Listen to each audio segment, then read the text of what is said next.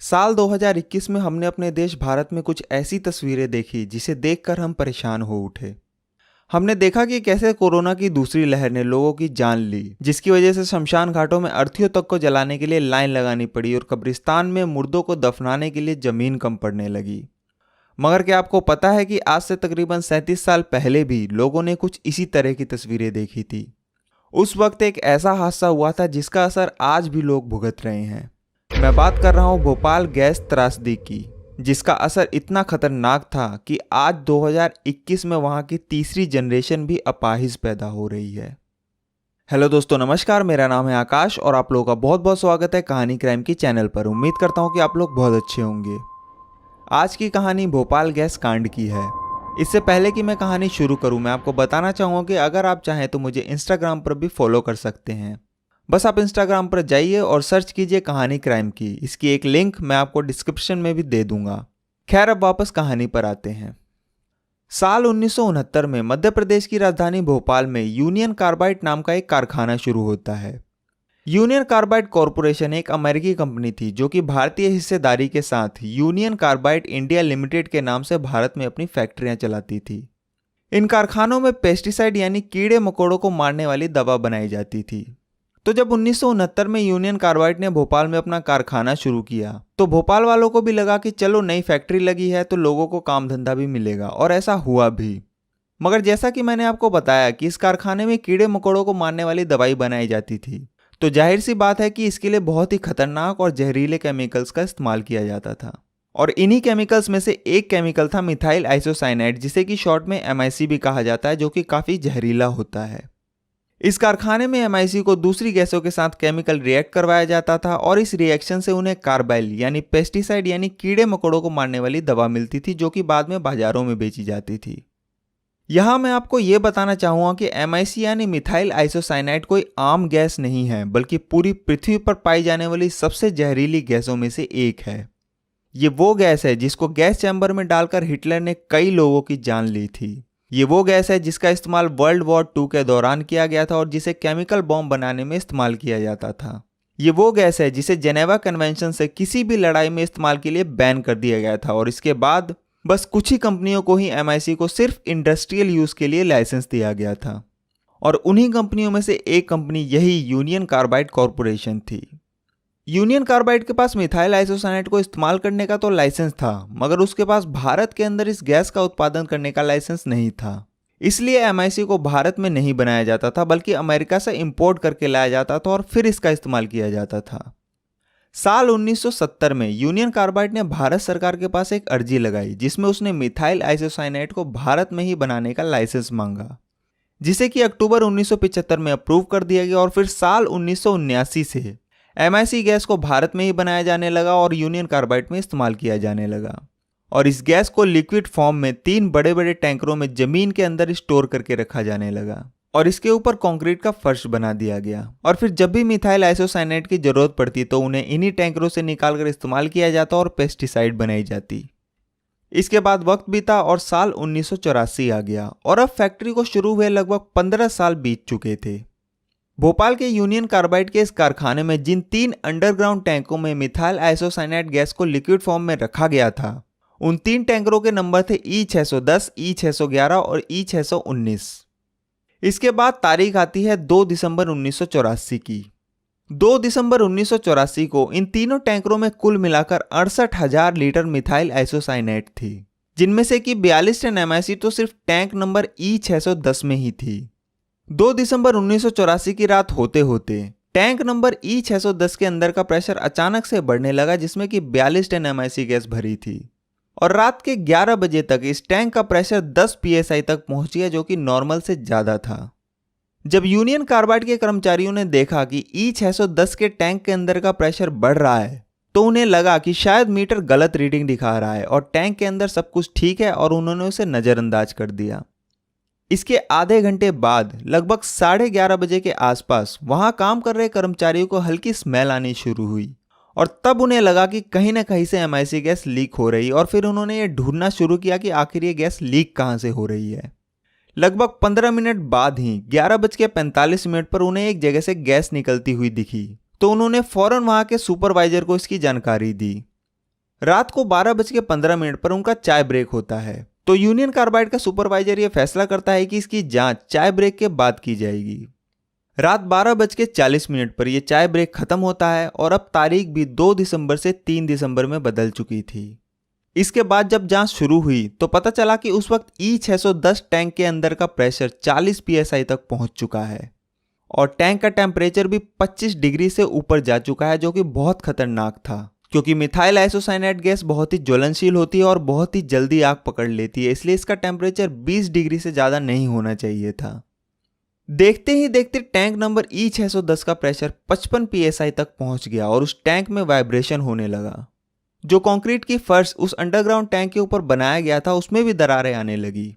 इसके बाद तकरीबन 1 बजे के आसपास टैंक नंबर E610 का इमरजेंसी गैस रिलीज करने वाला वाल्व फटता है और मिथाइल आइसोसाइनेट गैस का गुबार हवा में फैलने लगता है। अगले तकरीबन 1 घंटे के अंदर यह 42 टन MIC गैस भोपाल शहर में दाखिल हो चुकी थी। उस वक्त रात के तकरीबन 2 बज रहे थे और ऊपर से 3 दिसंबर की रात, तो ठंड भी बहुत ज़्यादा थी। भोपाल के लगभग सभी लोग अपने अपने घरों में रजाई के अंदर सो रहे थे। अचानक से लोगों ने खांसना शुरू कर दिया और उनकी आंखों में जलन होने लगी। उन्हें लगा जैसे किसी ने मिर्ची जला दी हो। सभी लोगों ने यह देखने के लिए अपने खिड़की और दरवाजे खोल दिए कि आखिर ये हो क्या रहा है, और यहीं उन्होंने सबसे बड़ी गलती की। जैसे ही उन्होंने खिड़की दरवाजे खोले और बाहर आए, वो जहरीली गैस उतनी ही तेजी से उनकी सांसों में घुलने लगी। लोगों को लगातार खांसी होने लगी, उनकी आंखें जलने लगी, चक्कर आने लगे, लोग उल्टियां करने लगे, उनका दम घुटने लगा, पेट फूलने लगा। उन्हें समझ ही नहीं आ रहा था कि आखिर ये हो क्या रहा है। ये ऐसी आपदा थी जो ना तो उन्हें दिखाई दे रही थी और ना ही सुनाई। और जब भी इंसान के ऊपर कुछ ऐसी मुसीबत आती है तो ये उसकी फितरत है कि वो उस मुसीबत से दूर भागना शुरू कर देता है। और उस रात भी ऐसा ही हुआ। लोग इस मुसीबत से बचने के लिए इधर उधर भागने लगे और जो लोग भागे वही इस गैस का सबसे ज़्यादा शिकार बने, क्योंकि जो जितनी तेजी से भाग रहा था वो उतनी ही तेजी से सांस ले रहा था और वो जितनी बार सांस ले रहा था वो उतना ही ज़्यादा जहर अपने अंदर भर रहा था। जब यह मिथाइल आइसोसाइनेट गैस भोपाल के अंदर दाखिल हुई तो ये गैस ग्राउंड लेवल से ज़्यादा ऊपर नहीं गई, क्योंकि MIC गैस का वजन नॉर्मल हवा के मुकाबले 2 गुना ज़्यादा होता है, इसलिए इसका शिकार भी सबसे ज़्यादा बच्चे ही हुए। अगर इस गैस का वजन हवा के बराबर या हवा से हल्का होता तो ये गैस लोगों पर असर तो डालती, मगर शायद इतना नुकसान नहीं पहुंचाती। कहते हैं कि इस गैस ने उन लोगों को कम इफेक्ट किया जो लोग रजाई या कंबल के अंदर मुंह डालकर बेखबर सो रहे थे, या फिर जो लोग ऊंचाई पे दूसरी, तीसरी या चौथी मंजिल पर रह रहे थे, जिसकी वजह से उस रात उनकी जान बच गई थी। 2 और 3 दिसंबर 1984 की रात को इस गैस ने इतना आतंक मचाया कि अब लोग धीरे धीरे मरने लगे। इस गैस ने जानवरों तक को नहीं छोड़ा, क्योंकि सांस तो आखिर वो भी लेते हैं। उस रात आलम यह था कि अगर किसी ने भी सांस लिया तो वो मर जाएगा, और अगर नहीं लिया तो भी उसका मरना तय था। लोग उस रात भगवान से मौत मांग रहे थे, क्योंकि इस जहरीली गैस से जिस तरह से लोग तड़प तड़प कर मर रहे थे, उससे अच्छी उस रात उन्हें मौत लग रही थी। उसके बाद लोगों ने बदहवास हॉस्पिटल की तरफ भागना शुरू कर दिया। उस एरिया में सबसे नज़दीक और फेमस जो हॉस्पिटल था वो था हमीदिया हॉस्पिटल। सभी लोग जल्दी से जल्दी हॉस्पिटल पहुंचना चाह रहे थे, जिसके लिए वो भाग रहे थे, और जो जितनी तेज भाग रहा था वो उतनी ही जल्दी मर रहा था। किसी ने हॉस्पिटल पहुंचने की जल्दी में आधे रास्ते में ही दम तोड़ दिया, तो कोई हॉस्पिटल की दहलीज पर जाकर मर गया। कुछ खुशकिस्मत लोग थे जो जिंदा हॉस्पिटल पहुंचे, मगर वहां पहुंचकर भी कोई फायदा नहीं हुआ, क्योंकि जब ये गैस लीक हुई थी तो यूनियन कार्बाइड की तरफ से हॉस्पिटल में फोन करके बताया गया कि कारखाने से अमोनिया गैस लीक हुई है। मगर थोड़ी देर बाद ही बताया गया कि अमोनिया नहीं बल्कि फोस्जीन गैस लीक हुई है। और आखिर में जब उन्हें यह बताया गया कि ये जो गैस लीक हुई है वो दरअसल मिथाइल आइसोसाइनेट है, तो हॉस्पिटल वालों के भी होश उड़ गए, क्योंकि ना तो उन्होंने पहले कभी इस गैस के बारे में सुना था और ना ही उन्हें यह पता था कि इसका इलाज कैसे किया जाए। इधर हमीदिया हॉस्पिटल में मरीजों की भीड़ बढ़ती ही जा रही थी। 3 बजते बजते आलम यह था कि हॉस्पिटल मरीजों से भरा पड़ा था। कोई मरा हुआ था, कोई आखिरी सांस गिन रहा था, कोई उल्टी कर रहा था, कोई रो रहा था तो कोई चिल्ला रहा था। और डॉक्टरों को पता ही नहीं था कि उनका इलाज कैसे किया जाए और कौन सी दवाई दी जाए। जिसको जैसा लक्षण था उसे वैसी दवाई दी जा रही थी, मगर इन सब का कोई फायदा नहीं था और लोग एक एक कर मरते जा रहे थे। लाशें इतनी हो गई थी कि हॉस्पिटल में उसे रखने तक की जगह नहीं बची, तो हॉस्पिटल के बाहर ही खुले आसमान के नीचे इन लाशों को बिछा दिया गया। इसके बाद वक्त बीता और इस गैस का असर धीरे धीरे कम हुआ, मगर सुबह जैसे ही रोशनी की पहली किरण धरती पर पड़ी तो मंजर भयावह था। क्या गली, क्या मोहल्ला, क्या चौराहा, सभी जगह लाशें बिछी थी। आदमी तो आदमी, कुत्ते, बिल्ली, गाय, भैंस, बकरी सभी मरे पड़े थे। सिर्फ उसी रात 2259 लोगों की मौत हो गई थी और इसके अगले कई दिनों तक सैकड़ों की तादाद में लोग मरते रहे। 5,74,000 से भी ज्यादा लोग उस रात इस जहरीली गैस के चपेट में आए थे। इसके अलावा 2,000 से भी ज्यादा जानवर सड़कों पर मरे पड़े थे। सबसे ज्यादा जो एरिया इफेक्ट हुए उनमें बजरिया, कैंचीचोला, नवबहार कॉलोनी और भोपाल रेलवे स्टेशन था। कई लोग तो रेलवे की पटरियों पर ही मरे पड़े थे।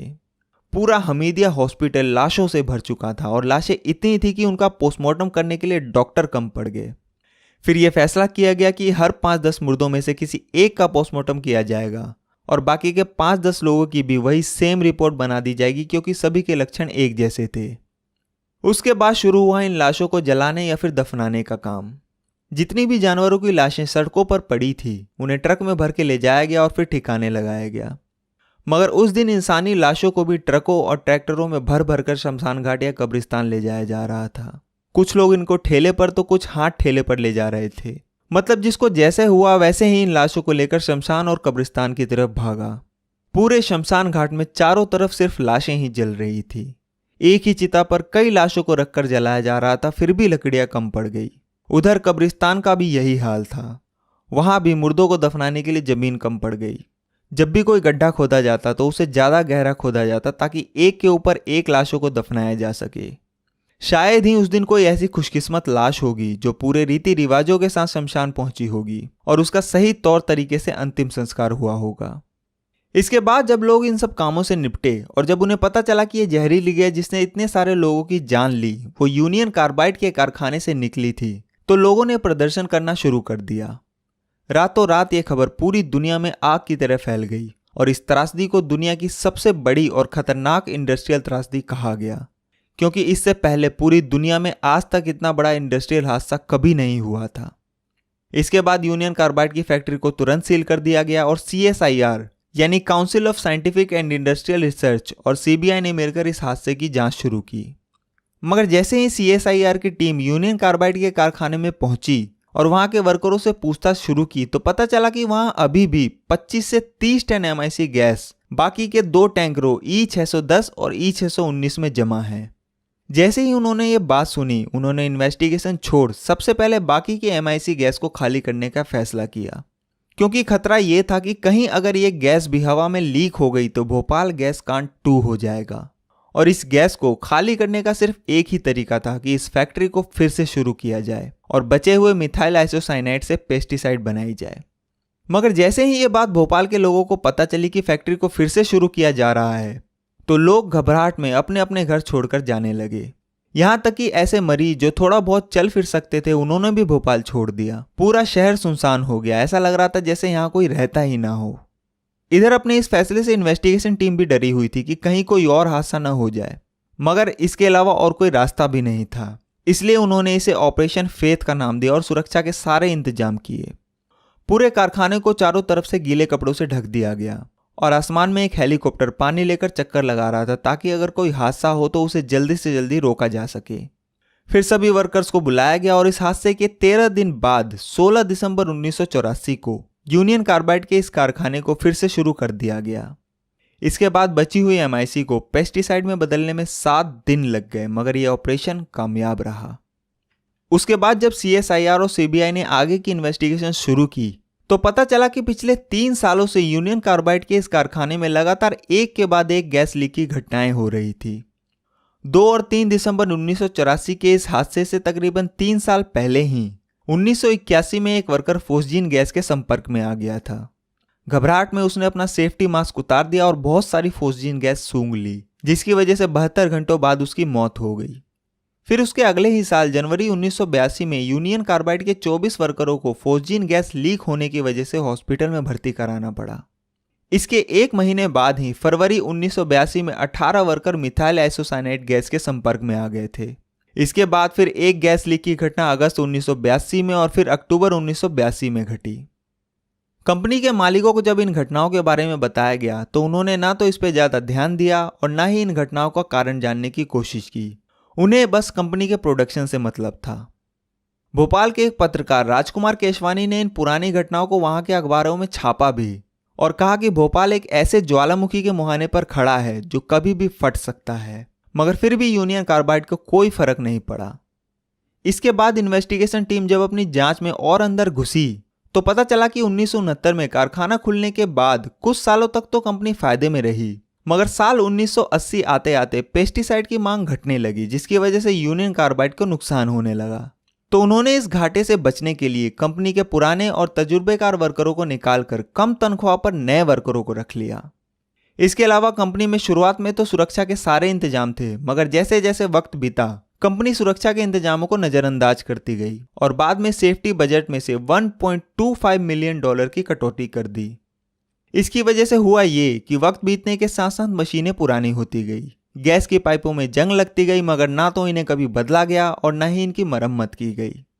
जिस टैंक नंबर E610 की वजह से यह हादसा हुआ, उस टैंक में इस हादसे से 2 महीने पहले अक्टूबर 1984 में ही कुछ गड़बड़ आ गई थी, जिसकी वजह से इसके अंदर जो लिक्विड मिथाइल आइसोसाइनाइड गैस थी वो बाहर नहीं आ रही थी। इसके अलावा इस टैंक में मैक्सिमम 50% ही गैस होनी चाहिए थी, जो कि होता है 30 टन, मगर इस टैंक में 42 टन MIC गैस थी। कंपनी के मालिकों को इसकी खराबी के बारे में शिकायत भी की गई थी, मगर उन्होंने पैसे और मुनाफे के चक्कर में इस पर ध्यान ही नहीं दिया। 2 दिसंबर 1984 जिस दिन यह घटना हुई, उसी दिन शाम को जहां ये तीनों अंडरग्राउंड टैंक थे उसके बगल से गुजरने वाली पाइपों की सफाई की गई थी और कहा जाता है कि इसी सफाई के दौरान टैंक नंबर E610 के अंदर पानी घुस गया और पानी के संपर्क में आते ही मिथाइल आइसोसाइनाइड गैस में रिएक्शन शुरू हो गया, जिसकी वजह से पहले तो टैंक का प्रेशर और टेम्परेचर बढ़ा और फिर बाद में यह हादसा हुआ। मगर इस घटना को गैस लीक होने के बाद भी रोका जा सकता था अगर इस कारखाने में सुरक्षा के सभी सही इंतजाम होते, जो कि नहीं थे। पहली चीज जो इस त्रासदी को रोक सकती थी वो था वहां का कूलिंग सिस्टम, जो इस गैस का टेम्परेचर बढ़ने ही नहीं देता, जो कि यहां लगाया तो गया था क्योंकि MIC गैस को गाइडलाइन के हिसाब से 4 डिग्री पर रखना होता है, मगर साल 1982 में पैसे बचाने के लिए इसे बंद कर दिया गया। दूसरा कि जहां से गैस हवा में निकलती है वहां एक फ्लेयर टावर यानी एक आग की मशाल हमेशा जलती रहती है, जो इस MIC गैस को हवा में घुलने से पहले ही जला देती, मगर इस फ्लेयर टावर में भी कुछ खराबी आ गई थी और इसे बंद कर दिया गया था। तीसरा कि अगर ये दोनों सिस्टम भी गैस को हवा में घुलने से नहीं रोक पाते और गैस लीक होने लगती तो भी उसके ऊपर इमरजेंसी पाइप से पानी की बौछार करके उसका असर खत्म कर सकते थे, क्योंकि MIC गैस पानी में घुल जाती है। मगर जब ऐसा किया गया तो जो पानी का प्रेशर था वो इतना कम था कि वो उस टावर तक पहुंच ही नहीं पाई जहां से गैस लीक हो रही थी। तो कुल मिलाकर ये जो हादसा हुआ वो कंपनी की लापरवाही और सुरक्षा के सही इंतजाम ना होने की वजह से हुआ। इसलिए इस हादसे का सीधे सीधे जो जिम्मेदार था वो था यूनियन कार्बाइड के चेयरमैन और CEO वॉरेन एंडरसन। मगर यहाँ आपको ये बात जानकर हैरानी होगी कि इस घटना के 4 दिन बाद ही 7 दिसंबर 1984 को वॉरेन एंडरसन भोपाल आया था। जनता के दबाव पर उसे हाउस अरेस्ट तो कर लिया गया, मगर उसके 6 घंटे बाद ही सिर्फ 25,000 रुपए में उसे जमानत दे दी गई। इसके बाद बकायदा लाल बत्ती की गाड़ी में बिठाकर उसे एयरपोर्ट लाया गया और फिर वहां से वो सरकारी जहाज में बैठकर दिल्ली गया और फिर दिल्ली से एक प्राइवेट जेट में बैठकर अमेरिका चला गया। मतलब कि हजारों लोगों की मौत के जिम्मेदार इंसान को हमारा कानून सिर्फ कुछ घंटे ही हिरासत में रख सका। जाहिर सी बात है इसमें अमेरिका का भी प्रेशर होगा, क्योंकि वॉरेन एंडरसन अमेरिका का नागरिक था। खैर इसके बाद वॉरेन एंडरसन और यूनियन कार्बाइड के खिलाफ भारत में कई जगह केस डाले गए और 3.3 बिलियन $US हर्जाने के तौर पर मांगे गए, मगर यूनियन कार्बाइड सिर्फ $470 मिलियन यानी 715 करोड़ रुपए देने के लिए राजी हुई और 14 फरवरी 1989 को ये पैसे उसने भारत सरकार को सौंपे, जो कि 5.5 लाख से भी ज्यादा लोगों में बंटना था। तो आप ही हिसाब लगाइए कि सबको कितने रुपए मिले होंगे। हर गैस पीड़ित को सिर्फ कुछ हजार रुपए देकर यूनियन कार्बाइड ने अपना पल्ला झाड़ लिया। उसके बाद अगले कई सालों तक वॉरेन एंडरसन के खिलाफ हमारे देश की अदालत में क्रिमिनल केस चलता रहा। कई बार उसे भारत लाने की कोशिश की गई, कई बार उसके खिलाफ गैर जमानती वारंट भी निकाले गए, मगर अमेरिका ने कभी भी उसे भारत को नहीं सौंपा। जून 2010 में भोपाल की एक अदालत ने वॉरेन एंडरसन और यूनियन कार्बाइड के 7 कर्मचारियों को इस हादसे का जिम्मेदार माना और उन्हें 2 साल की कैद और 1 लाख का जुर्माना लगाया, मगर इन सभी को कुछ वक्त के बाद ही बेल पर छोड़ भी दिया गया। 2 और 3 दिसंबर 1984 की रात हुए इस हादसे में 3,787 लोग मारे गए, मगर ये एक सरकारी आंकड़ा है और आपको तो पता ही है कि ये आंकड़े रियलिटी के कितने करीब होते हैं। कहते हैं कि इस हादसे में शुरुआत के 4-5 दिनों में ही 5,000 से भी ज्यादा लोगों की मौत हो गई थी और इसके बाद भी किस्तों में लोग मर रहे थे। एक गैर सरकारी आंकड़े के हिसाब से इस हादसे से अब तक करीब 15 से 20 हजार लोगों की मौत हो चुकी है और 2 लाख से भी ज्यादा लोग अभी भी इस गैस से उबर नहीं सके हैं। इस घटना के बाद गर्भपात यानी मिसकैरेज के केस भी बहुत बढ़े और मां के पेट में ही कई बच्चों की मौत हो गई, जिन मौतों की कभी गिनती ही नहीं हुई। कुल मिलाकर आज 2021 में इस घटना को हुए लगभग 37 साल हो चुके हैं, मगर आज भी भोपाल के लोग इस गैस को अपने अंदर झेल रहे हैं और ना सिर्फ खुद झेल रहे हैं बल्कि अपने आने वाली पीढ़ी को भी ये गैस विरासत में सौंप रहे हैं, जिसकी वजह से आज तक भोपाल के गैस पीड़ितों की तीसरी जनरेशन भी शारीरिक कमी के साथ पैदा हो रही है और ना जाने भोपाल के गैस पीड़ितों को इस जहर से कब राहत मिलेगी। तो आज की कहानी में बस इतना ही। अगर आपके पास इससे जुड़े कुछ सवाल है तो आप मुझे इंस्टाग्राम पर फॉलो करके पूछ सकते हैं। हो सकता है मैं इससे जुड़ा एक Q&A वीडियो बनाऊंगा जिसमें आपके इन सवालों का जवाब देने की कोशिश करूंगा। उम्मीद है कि आज की कहानी आपको पसंद आई होगी। अगर आपको कहानी पसंद आई हो तो इसे लाइक करें और कमेंट करके बताएं कि आपको कहानी कैसी लगी और इसे ज़्यादा से ज़्यादा शेयर करें और चैनल को सब्सक्राइब करके बेल आइकन को जरूर दबाएं ताकि आप मेरी कोई भी कहानी मिस न करें और इस चैनल के साथ ऐसे ही जुड़े रहें। मैं आपसे मिलूंगा अगली कहानी में, तब तक के लिए अपना ख्याल रखिए। Thank you very much.